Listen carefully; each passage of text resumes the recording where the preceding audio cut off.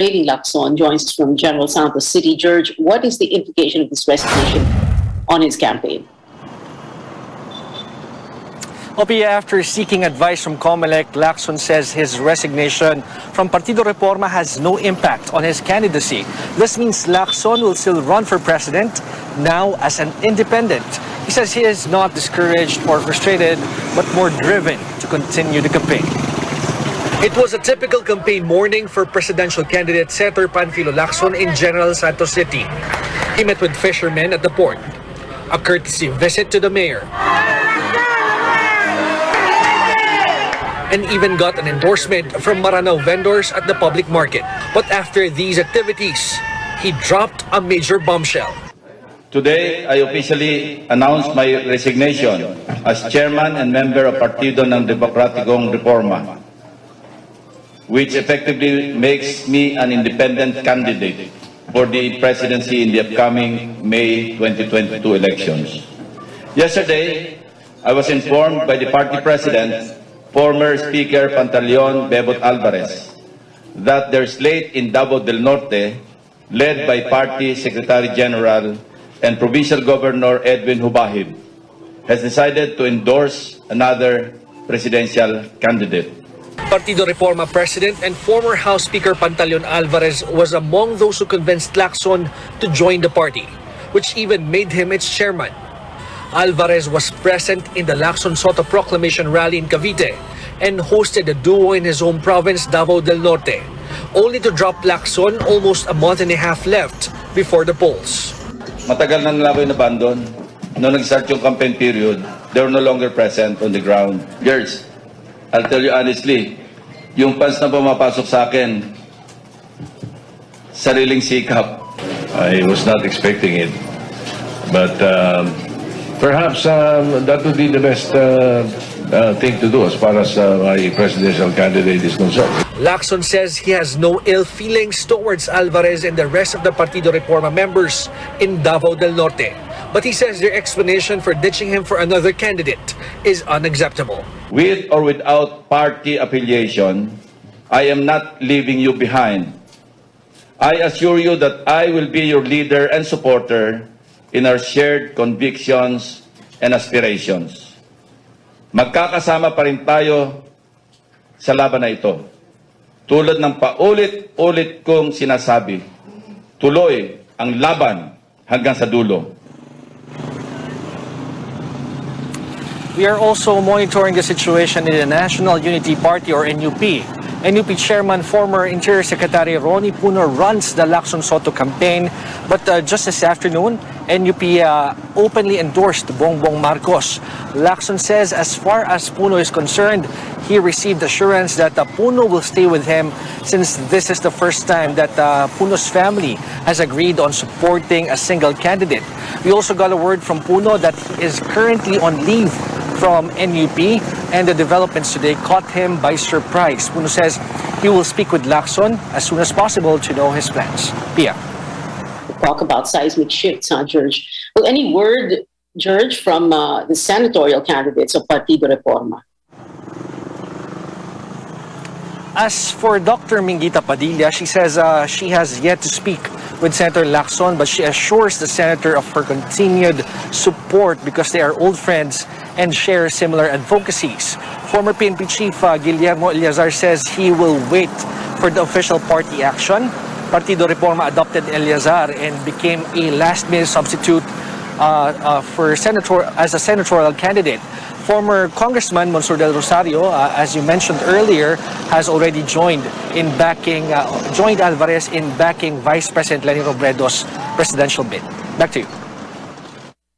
George Quiles, they're reporting live. As far as the Commission on Elections is concerned, Lacson will remain affiliated with Partido Reforma. No revisions to the official May 9 ballot as well.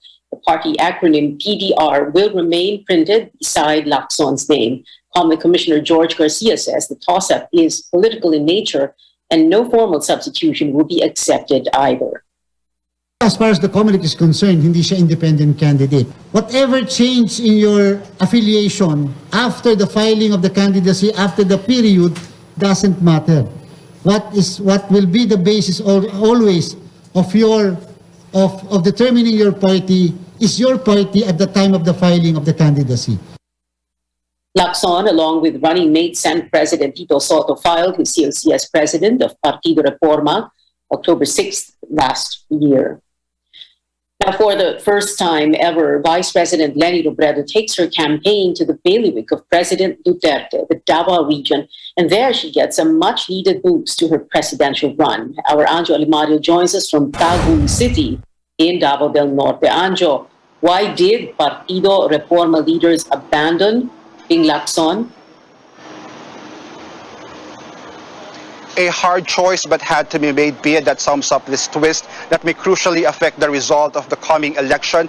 Partido Reforma President and Davao del Norte Representative Pantaleon Alvarez has shifted focus or support from Panfilo Lacson to Leni Robredo, but Alvarez clarifies that the fight for good governance is not about color. He and his party are reformist, and that for that reason they have chosen the Vice President. It was not too long ago when presidential candidate Senator Panfilo Lacson took the helm of the Partido para sa Demokratikong Reforma. But with only 46 days to go before the presidential elections, party leader Pantaleon Alvarez ends up backing another candidate. We need a leader, and for the 2022 presidential elections, given all these considerations and the crisis we have to overcome, that leader is a woman. Her name is Leni Robredo.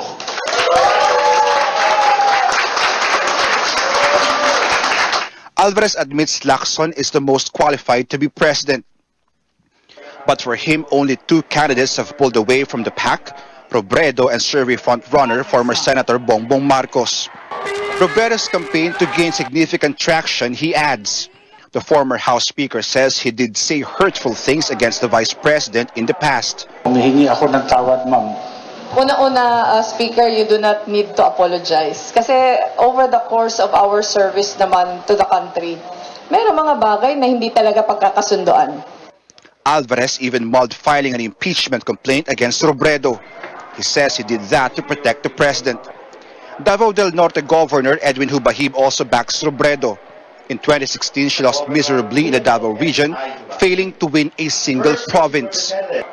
Robredo says this is a big boost to get support in this part of Davao. Mas maglalakas loob yung ibang local officials to follow suit. Kasi ano naman to ganun naman talaga yung laban. Pag nagsisimula ka na medyo dehado, it takes a lot of courage to come out in the open. Via this morning, Robredo attended a grand rally in Digo City in Davao del Sur where around 6,000 supporters showed up. But again, is this enough to paint Davao pink? Back to you. Anjo, there have been some local politicians pushing for a Rosa, a Robredo and Davao Mayor Sara Duterte tandem, or at least, on the day of voting. How is Leni Robredo taking that? Well, Vice President Leni Robredo says she respects that decision, that move of her supporters backing her and another vice presidential candidate. But it's clear to her from day one that her vice president is Senator Francis Pangilinan. Pia. Anjo Alimario there, reporting from Tagum City in Davao del Norte. Ping Lacson's resignation from his party, Partido Reforma, prompts other members to follow suit. The chairman of the party's Cavite chapter, Rafael Rodriguez, along with the district, municipal, and city chairman, also resigned from their posts. They reaffirmed their support for Lacson, who hails from the province. Former Representative Ashley Asadillo, the party spokesman, made the same decision to quit, saying he will continue to support Lacson as his official spokesperson. Meanwhile, another presidential candidate, Isko Moreno, is happy about Lacson's decision to continue his campaign. Senator Manny Pacquiao says he will meet with Lacson and Senator Tito Soto when they all return to Manila. Pacquiao earlier said he has a, quote, gentleman's agreement, unquote, with Lacson and Soto. Under that agreement, the weaker candidate, based on surveys, will support the stronger bet. It is unclear, however, if the support will mean withdrawal from the presidential race. Tuloy naman ang laban ni Senator Ping tsaka ni Tito Sen. Nakausap ko sila. At kung ano mang desisyon nila, ako naman una makakaalam nun kasi may ano naman kami. May maganda naman yung pag-uusap namin at isa lang kami. Abangan nyo na lang, mag-uusap muna kami. Si Senator Ping Lacson is an asset of our country. Mas maraming magagaling na kandidato katulad ni Senator Ping Lacson, mas maraming option ang mga kababayan natin Pilipino. I'm happy that Senator Lacson continue to participate in the campaign as a candidate for president kasi maganda rin siyang option ng ating mga kababayang Pilipino. Moving on, President Duterte and presidential candidate Bongbong Marcos met over the weekend. Senator Bongo, as well as Marcos's campaign, confirmed this. Go says the two had a productive meeting where Mr. Duterte shared his experiences as president with Marcos. Go adds the meeting was one of the factors that pushed the ruling party, PDP Laban, to endorse Marcos last Monday. But the senator could not say whether this means Marcos is President Duterte's anointed one. Back in November, Mr. Duterte described Marcos as a weak leader and a spoiled child.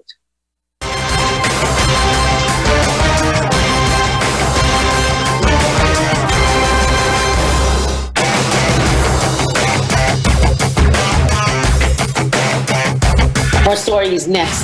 Less than 2 months before the Filipino votes, the poll body says it will resolve all pending cases involving presidential candidate Bongbong Marcos by April. And after 2 years, road authorities allow provincial buses on EDSA for a 2-week dry run. Stay with us here on Newsnight.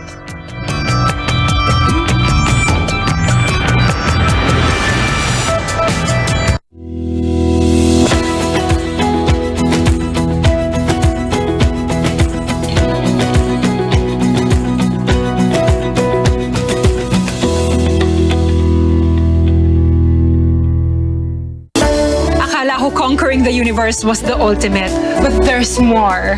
Dahil tinawag ko ako ng Panginoon for a major purpose. To guide the youth, help communities, and to bring others closer to Him.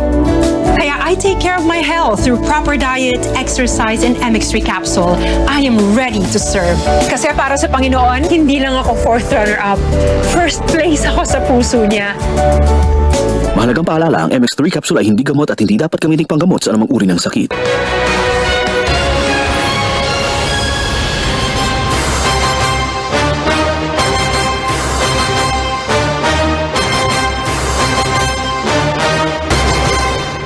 Welcome back to Newsnight, where we go above and beyond the headlines. I'm Pia Ontiveros. COMELEC is facing several issues just 46 days before the Filipino votes, among them pending cases against some candidates, an alleged data security breach involving Smartmatic, and doubts about the poll body's transparency and integrity. Melissa Lopez joins us to give us an update. Mel, let's begin with the pending cases before COMELEC. When does the poll body plan to resolve them? That's right, Pia. Chairman Saidamen Pangarungan has set a deadline to resolve all pending cases related to candidates in the May 9 elections. These include 6 petitions against Bongbong Marcos's candidacy, as well as the rift within President Duterte's party, PDP Laban.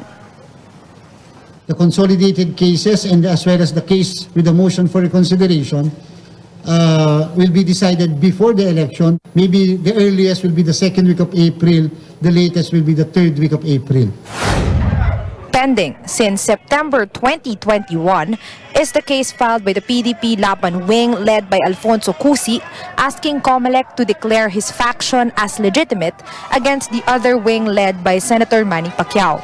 Meanwhile, 5 petitions seeking to kick Marcos out of the presidential race, earlier denied by COMELEC's 2 divisions, are on appeal before the Unbank since January.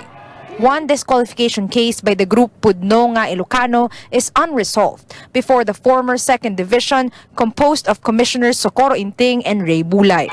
These are based on Marcos found guilty for not filing income tax returns for 4 years. The commission allows members of political parties and poll watchdogs to open random packs from 42 million ballots printed and verified since January to check if these are of good quality and not pre-shaded. Our cameras were not allowed to record the sampling process within close range given security constraints. The poll body was earlier criticized for printing ballots without witnesses. COMELEC has said it only restricted access in the past 2 months due to COVID-19 concerns, but has opened the process this March with lower infections. COMELEC is also taking action on the alleged security breach involving technology provider Smartmatic. Pangarungan insists COMELEC has not been hacked but ordered poll officials to coordinate with the National Bureau of Investigation regarding the probe.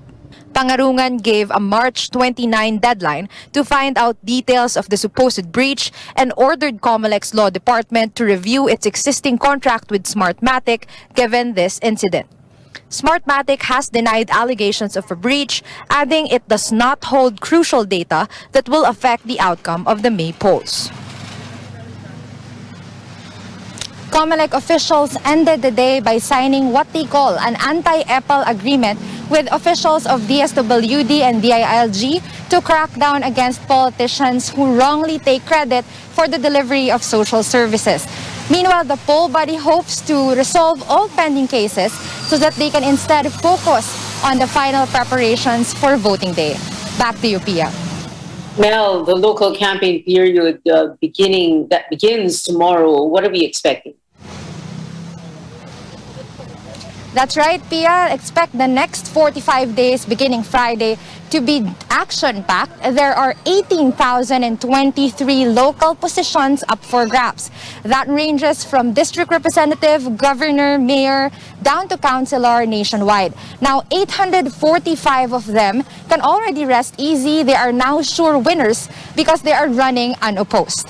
Meanwhile, Commissioner Garcia of COMELEC reminds candidates and political parties to always adhere or observe minimum health protocols during campaign sorties. That includes wearing of masks so that these events will not become super spreaders of COVID-19. Pia. Lisa Lopez there reporting live from COMELEC's headquarters in Manila. Back to the campaign trail, Manila Mayor Isko Moreno in Bulacan, where he said it may not be practical to ban contractualization completely. Ending the labor practice was one of President Duterte's campaign promises in 2016. Ang former Malacanang, makapagtrabaho ka muna, may mapagharimunan muna kayo sa pamilya, tapos maganda na buhay, umuunlad na negosyo. Then I'll try to make sense with businessmen na unti-unti nang bigyan ng kapanatagan ang mga empleyado na magkaroon ng permanent na hanap buhay. For the meantime, it's always about survival. Former Malacanang spokesperson Ernie Abella says his presidential campaign is gaining ground thanks, he says, to social media influencers. Pulsation's latest voter preference survey shows, however, Abella scored 0. We don't meet everybody, but we meet, let's say, with yung mga yung may mga influencers na may mga networks, andun sila bumubukas. Labor leader Leody de Guzman and his running mate Walden Bello got a warm welcome after encountering some supporters of Vice President Leni Robredo in Iloilo on Wednesday. Tomorrow, presidential candidates will again gather on one stage for an election forum organized by the Catholic Bishops' Conference of the Philippines and Jesuit Communications. Moderated by Rico Hizon and Bernadette Sembrano, Usapang Halalan aims to dig deep into the candidates' positions and conviction on issues where politics and religion intersect. This will be live streamed on our official YouTube channel at 6 in the evening and will be broadcast at 10 p.m. only here on CNN Philippines.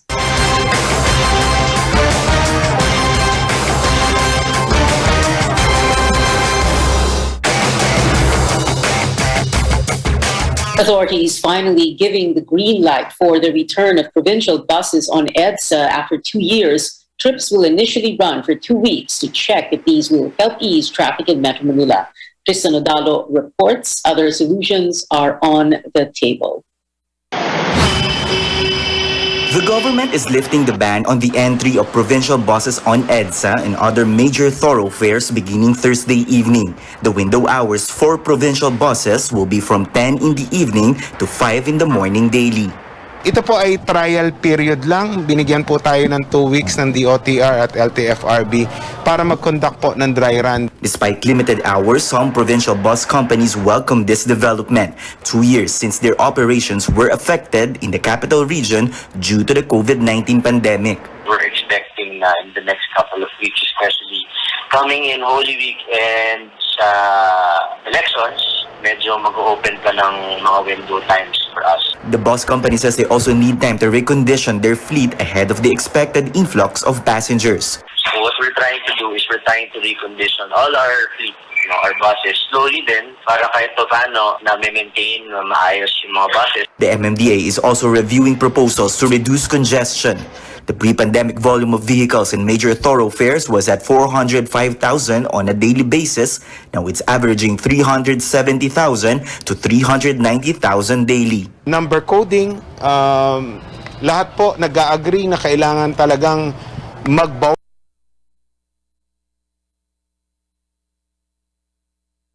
very least maglagay lang po ng window period. The MMDA is also considering adjusting government work and transactions 1 hour earlier. Some commuters say traffic has worsened since NCR was placed under Alert Level 1. Madali makanap ng jeep, ang problema lang, mabagal lang takbo.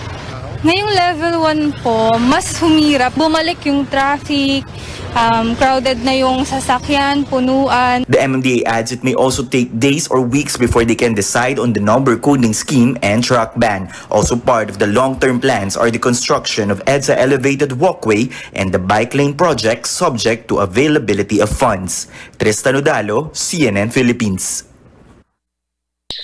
Back to office order for the business process outsourcing sector takes effect in a week's time. Now, this is unsettling to many businesses and employees who want to keep the status quo of hybrid work. And as Lois Calderon reports, some are now thinking of quitting their jobs if they will be forced to report to the office.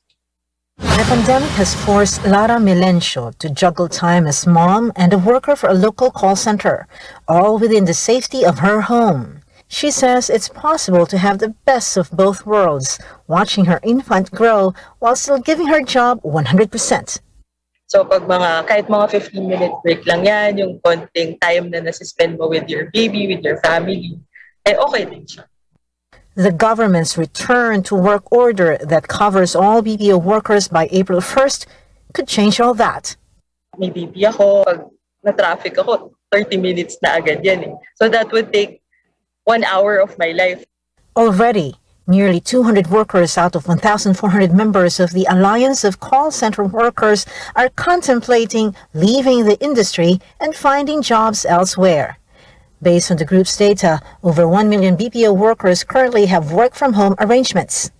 It's not really mass resign as in protesta. Hindi magiging madali sa kanila yung transition to work on site. Finance Secretary Carlos Dominguez clarifies BPO employers have the prerogative to continue work-from-home arrangements, but they will lose tax incentives. Dominguez heads the board that reviews tax perks for economic zones to which BPO companies belong since they are dollar earners. Militant group Bukluran ng Manggagawang Pilipino and party list groups Akbayan and Sanlakas believe the Finance Department has overstepped its bounds. If it ain't broke, why fix it? Walang ibang madidescribe to kundi isang blackmail. And I even doubt that it is for the benefit of the MSMEs. When they are working from home, they buy from their suke, from the palengke. That's an MSME. If we're in Eastwood, we're buying from big businesses. The finance chief has a rejoinder. Read the law. BPO employers have yet to respond to CNN Philippines' request for comment. Both sides have good intentions. From government, on-site work could have a ripple effect on the economy as BPOs renew lease contracts with the property sector, and peripheral businesses like restaurants, cafes, and flats could benefit from that. From workers' side, working from home means less crowded roads and greater productivity. Work-life balance, that is. Balancing interests within the bounds of law is a tough job. Lois Calderon, CNN, Philippines.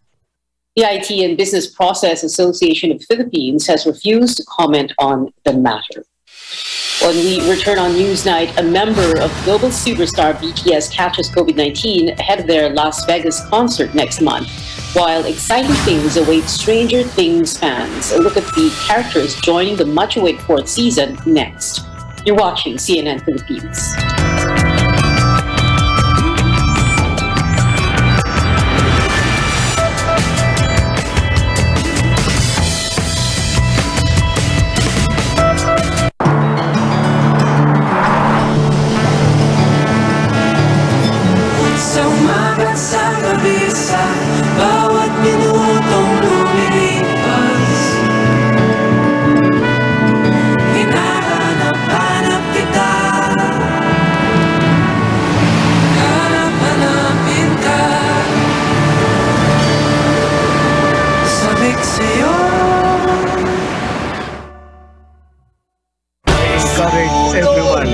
Support former Defense Secretary Gilbert Gibo Teodoro as he runs for Senator. Gibo is not only an intelligent person but is also an honest public servant.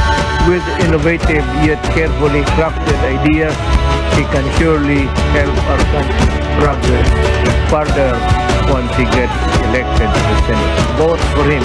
Mabuhay ka, Gibo.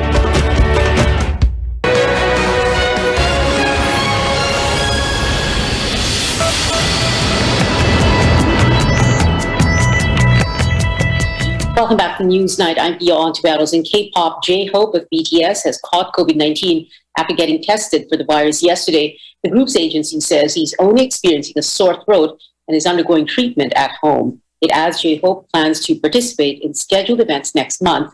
BTS is set to hold 4 Las Vegas shows in April. Of the 7 members, only Jungkook has not ever contracted COVID-19.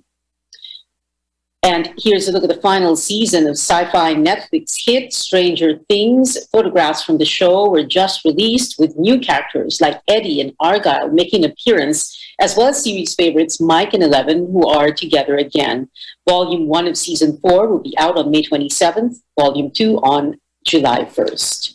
And that is it for tonight. Join me again on News.ph at 7 p.m. I'm Pia Ontiveros for Newsnight, where we go above and beyond the headlines.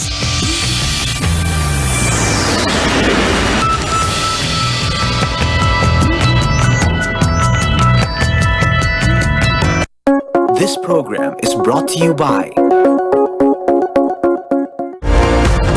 RPN Regional AM radio stations nationwide welcomes CNN Philippines, a first on radio. To bring you the latest news you can use, news you can trust.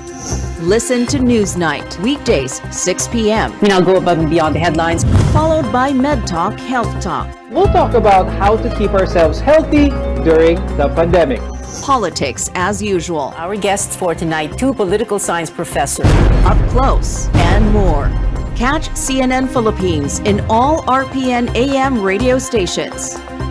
Weekdays, 6 to 7 p.m. CNN Philippines Hour. DYKB Radio.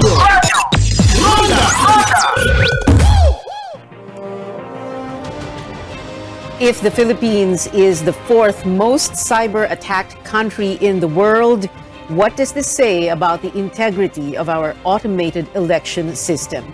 A Kaspersky Security Network report says web threat attempts on government, including financial institutions and private sector organizations, media among them, have surged by more than 400%. And that's just since 2017, when the country ranked only 30th in the most attacked list. Last year alone, there were 15 million web threat attempts. Elections are 2 months away. Should we be worried? And what can we do?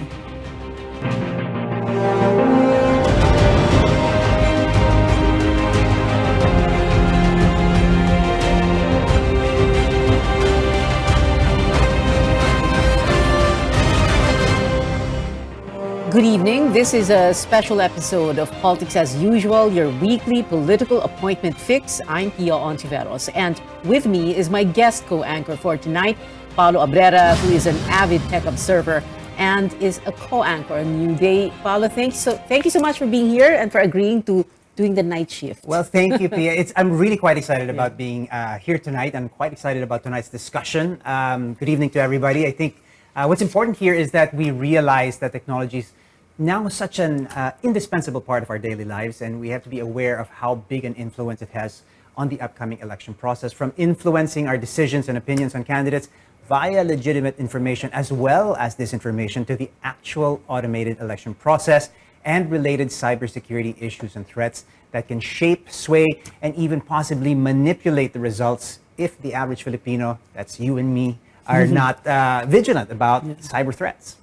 Average talaga. I don't really understand anything tech, but, yeah. anything but average. Yeah. Okay. In your case. Well, before we go to our guests on the show, let's speak first to our correspondent, Melissa Lopez, who covers the COMELEC beat, the Commission on Elections beat. Melissa, what is the latest on the COMELEC's preparations for the May 9, 2022 polls to ensure its integrity? Mel? Pia, Paolo, Commissioner Marlon Casquejo says measures are in place to beef up security protocols of COMELEC's physical and digital systems. Casquejo, who is a computer engineer and lawyer, heads the steering committee for all preparations for the May 9 polls. He again denies that the COMELEC was hacked, contrary to a news report last January. Our system, our preparation is a standalone system. There is no way that anyone can go into that system without getting inside the memory configuration room. We are very confident that our system was never been hacked and can never be hacked unless you go inside, you pass through the security of the Santa Rosa gate.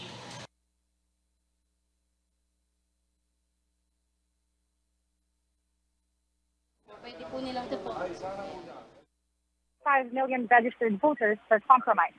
Casquejo says the hacking incident reported by Manila Bulletin did not happen after a thorough check of their physical and digital access logs. The data supposedly stolen did not exist either. Securing the ballots, voting machines, and other election materials is another concern. But COMELEC says its security teams, along with police, are on top of the situation. Here at the National Printing Office, prior coordination is needed before journalists and even representatives of political parties are allowed entry to view the ballot printing process.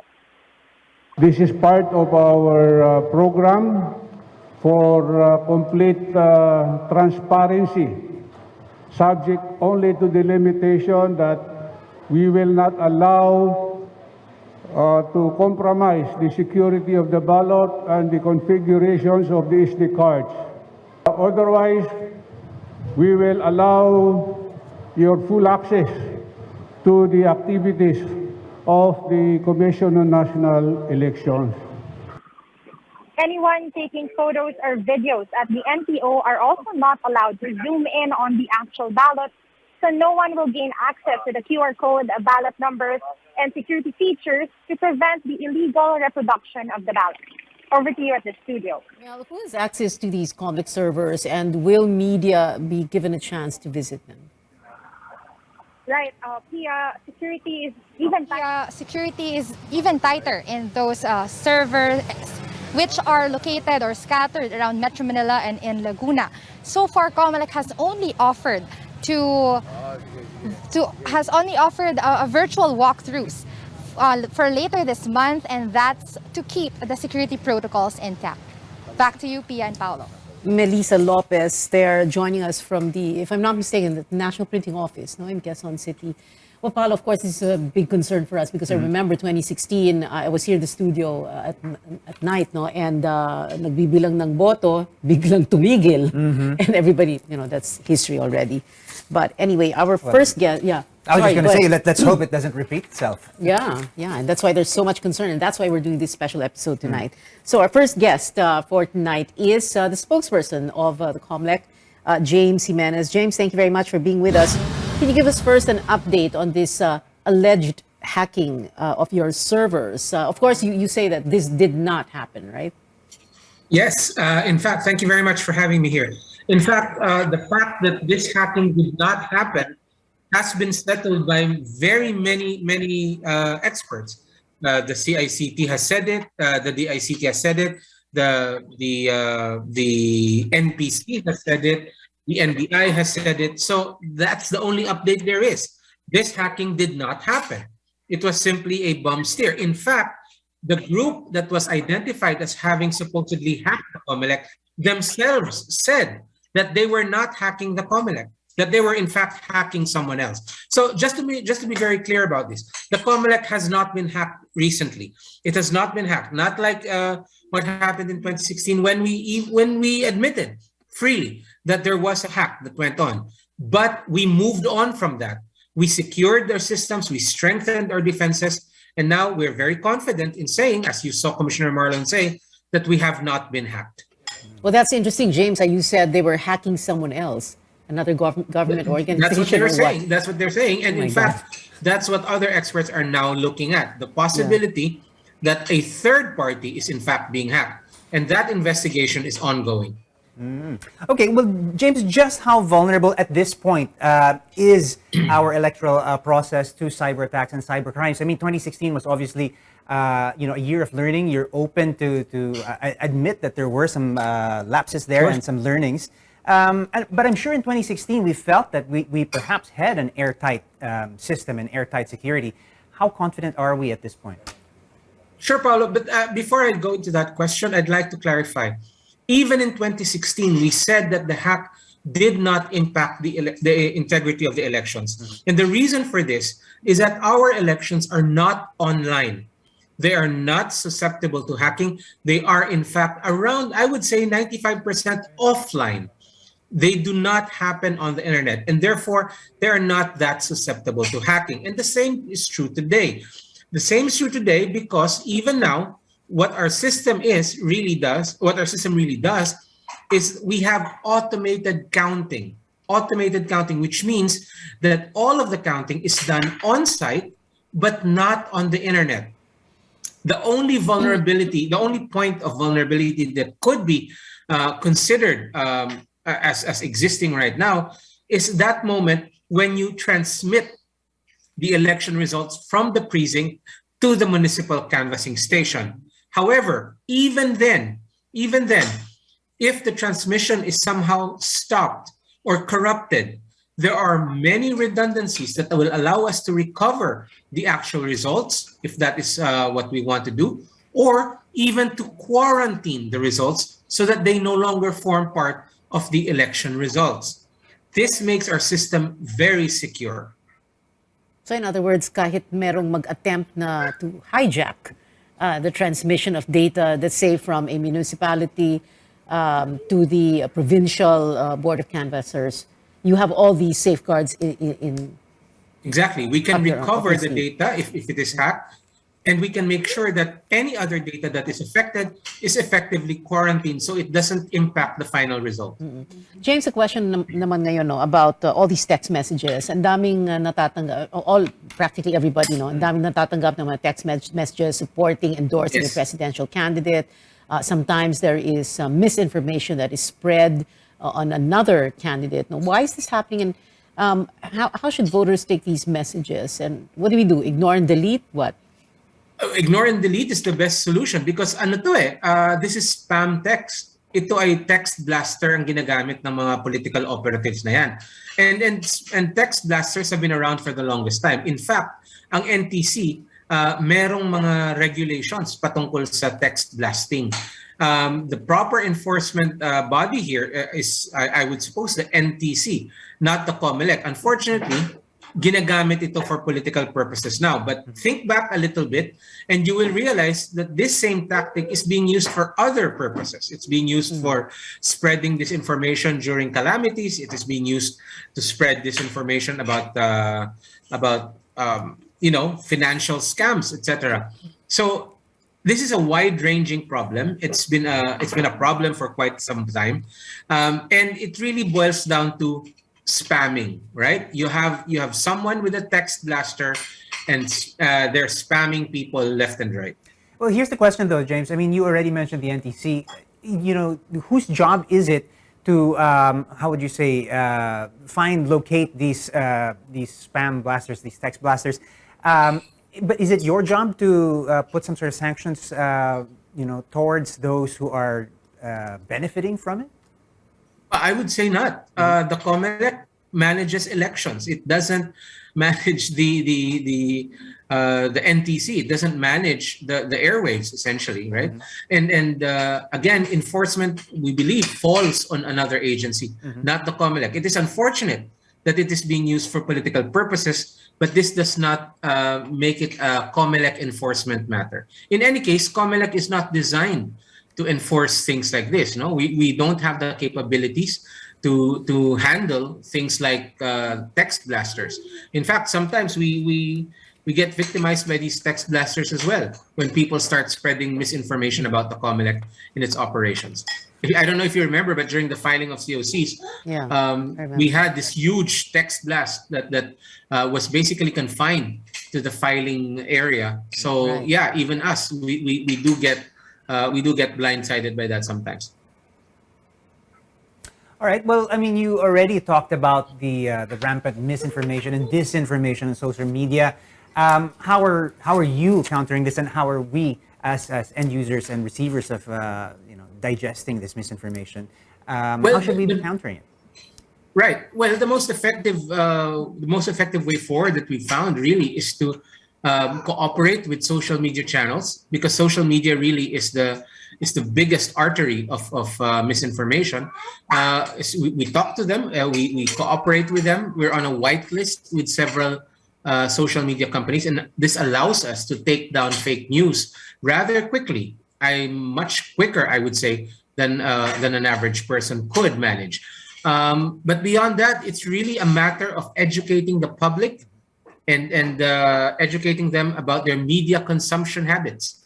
It's very important that the fight against fake news begins with the individual rejecting fake news, with the individual refusing to let fake news thrive within their social spaces. And by answering that question of Paolo, James also did answer the question I was going to ask about how people can distinguish fact from fake news, fact from false information. So, James Jimenez, thanks so much for being with us. But you are going to be joining us in the last segment of the show. Salamat, James Jimenez. Right, we'll be back after a quick break. Stay tuned.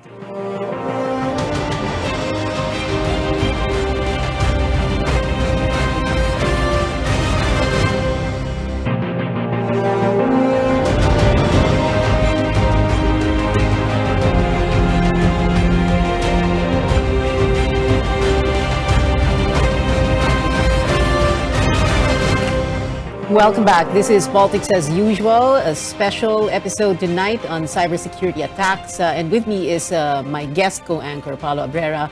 Our second guest, technology editor at Manila Bulletin and cybersecurity analyst, Art Samaniego. Before anything else, Art, may tatanungin lang ako. Kamusta na yung kalating milyon sa Las Piñas?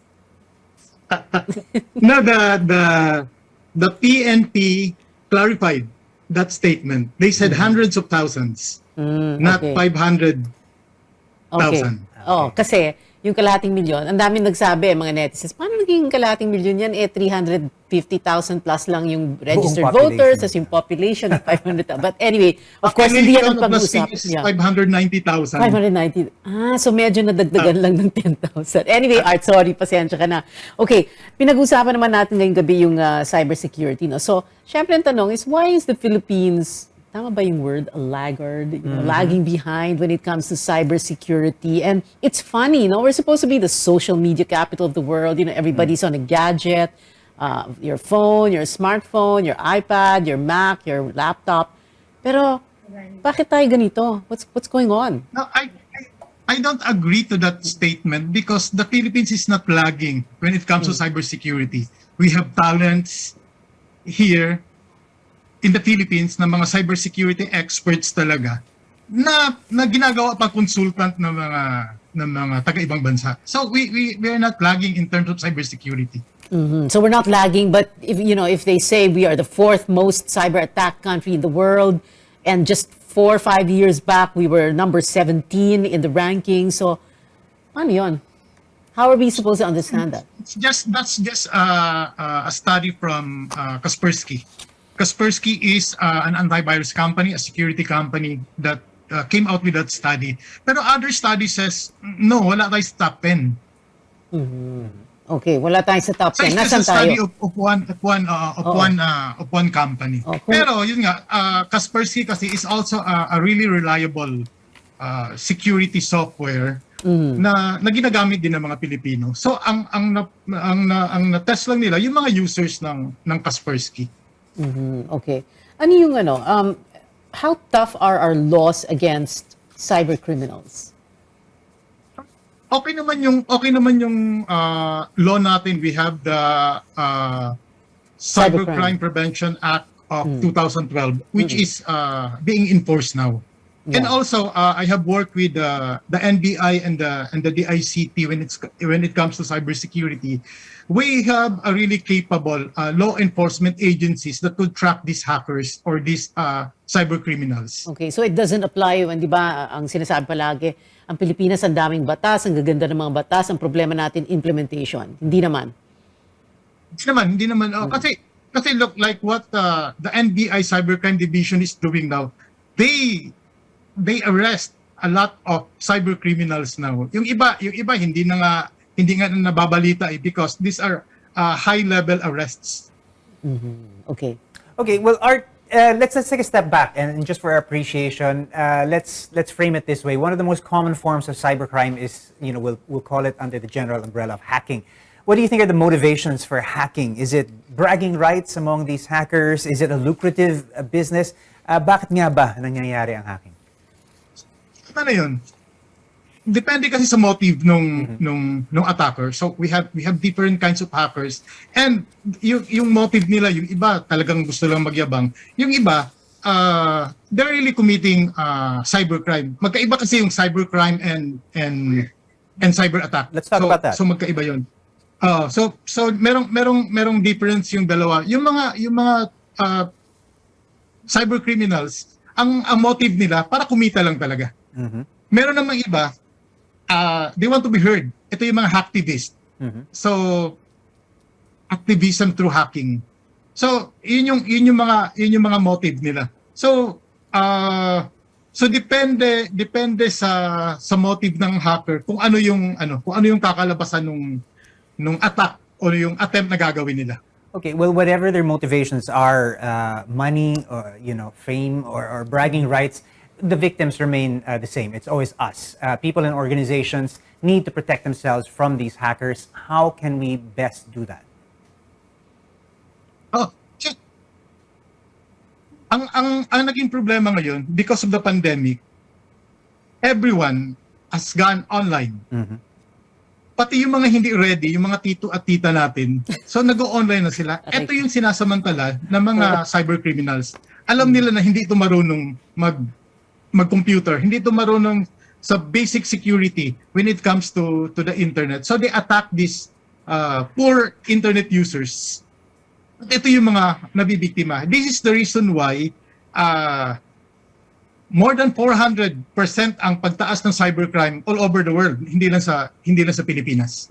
So business is good, I suppose. I mean, cyber hacking in general, that does pay off, and that's why hackers continue to be in the business of hacking. Naabutan na ng hacking, naabutan na ng cybercrime ang kinikita ng drugs. Wow. Okay. Mas malaki na ang kinikita ng cybercrime ngayon kaysa dun sa drugs globally. Interesting yung sinabi mo kanina lang, Art, no? And this is something people always say because of the pandemic, almost everyone, is online, no? And it's really interesting for me because technology is exactly what, before pre-pandemic, technology is what we felt kept us apart. Yes. And then with the pandemic, now it is exactly the thing that keeps us together, connected. which is abused also. Yeah. Diba? And it became a very, how would you call it? It became a very open door. We took our work with us at home, and all of the connection protocols, once there is that electronic handshake between your workplace and the way you work at home, given your workstation, suddenly all the doors are open to sensitive information here in your workplace, and possibly this could have possibly been what has happened in some of these other organizations. Yeah. If it's okay, Paolo, I wanted to ask Art, kasi di ba sabi mo, Art, diba, yung mga tito at tita na biglang napasabak sa internet, parang gulo parang laban. And you were saying, it's important that we protect ourselves, no? Because we have smartphones, but we're not very smart, no? So, how do we... Balikan natin yun. How do we do it, Art? Paano nga ba? So, kailangan bang mag-aral din kami ng gadget? Ganun ba? yun lang, very, very basic. What you do in real life, dapat yun din gawin mo sa digital life. So you don't just give your home address to anybody. You don't give your password to anybody who would say na, oy, taga-bangko ako, kailangan ko ng password mo. Hindi mo na yung ginagawa sa real life.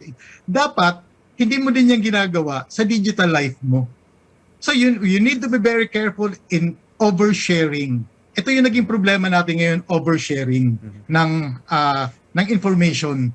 So masyado kang maraming information na sinishare, mas madaling manakaw yung identity mo. May oversharing sa social media. People are clicking links everywhere. Pag may pinadala sa kanila, nagkiklik agad. Ganda ng advice. Especially the so-called Facebook supported scams. Ito yung mga ads sa Facebook na nagsasabi na you click this, you will win something.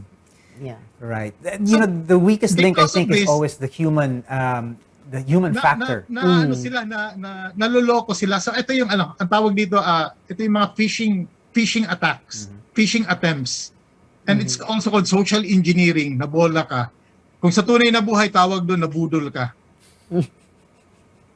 Digital budol. Oh, Pao. Digital budol. Yeah. Art, the subject of white hackers or white hats, often comes up as somebody or people, specialists who will show us the vulnerabilities of these systems, put them to the test, so to speak.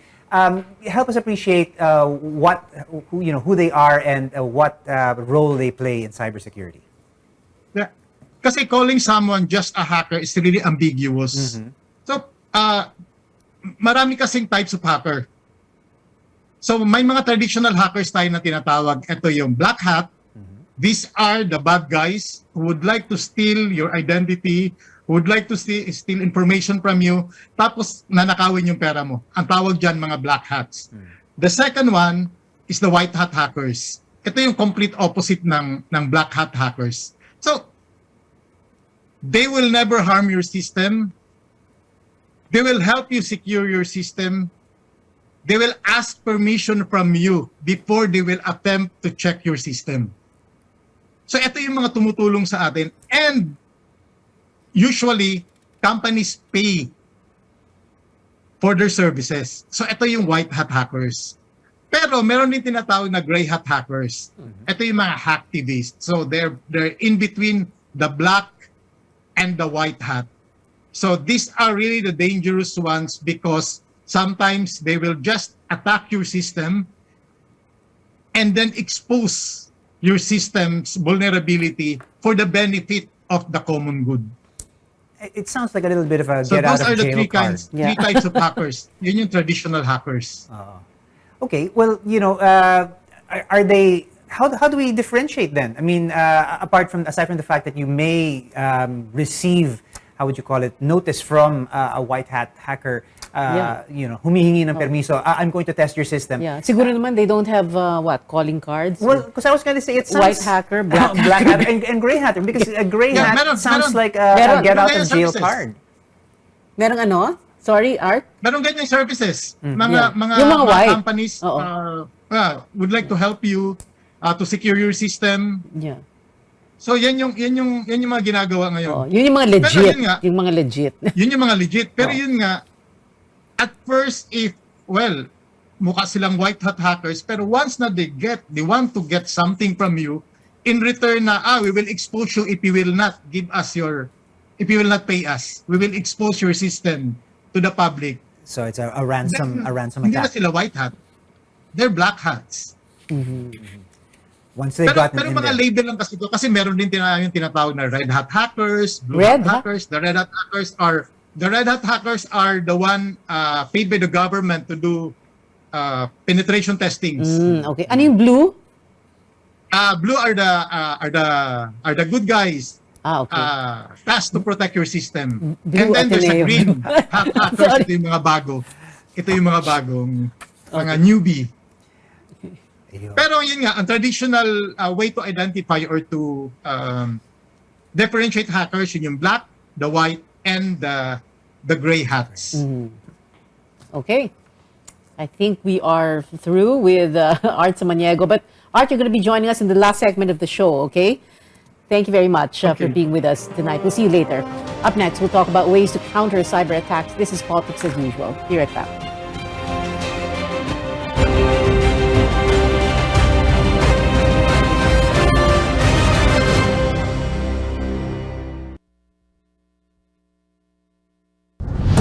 RPN regional AM radio stations nationwide